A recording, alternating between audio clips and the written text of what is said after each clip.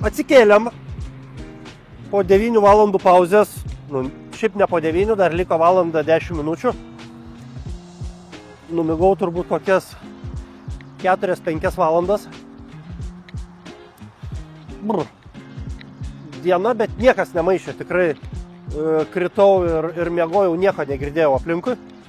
Sergėjus irgi sakė, nemiegos, bet davė į akį gerai, girdėjau keliais momentais. Kas dabar vyksta iš vairuotojo gyvenimo? Tikrai yra svajonė įsivalyti dantis ir truputį apsiprausti. Matot, gal biškį užtynės, tik tai paprasti žmonės namie, jie pirmą eina į dušą, paskui apsirengia. Tai va, aš pasikeičiau dabar drabužius ir einu apsiprausti. Tenai nusirengsiu, apsiprausiu. Tai va, esame Vokietijoje parkinge, dar Lenkas miega. Va, apsiprausim, pavalgysim ir laukia 18 valandų kelias. Tai kad čia startuosime, jūs jau visi einat namo ofise, o mes startuosim apie 4:30 vietinių laikų ir važiuosim iki beveik 2 valandų dienos.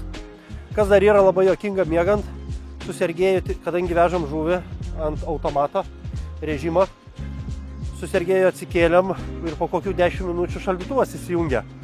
Tai pradėjom juoktis, kad vairuotojai daug kas čatuose sako, kad čia mum monitoringas geresnius kelius, vadybininkai parenka, ekobalą. Tai sakom, mum net monitoringas žiūri, kaip mes miegam ir va, pamatė, kad atsikėlėm, net šaldytuvai jungia tuo metu.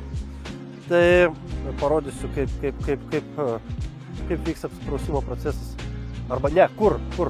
Parkingas yra tvarkingas, šiukšlių dėžės, tualetai.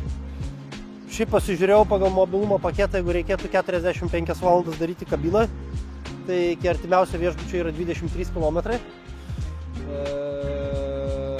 23 km ir nei Uberis, nei Boltas čia nevažiuoja, tai neįsivaizduoju, kaip reikėtų nuvažiuoti.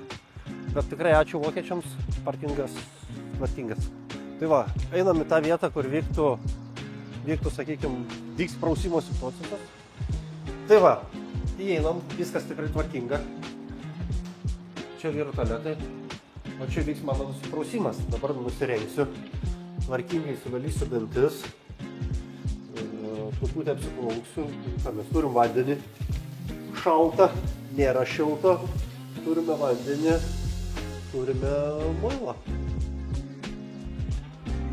5 minutės ilgiau nenorėsiu, nors laukia +11.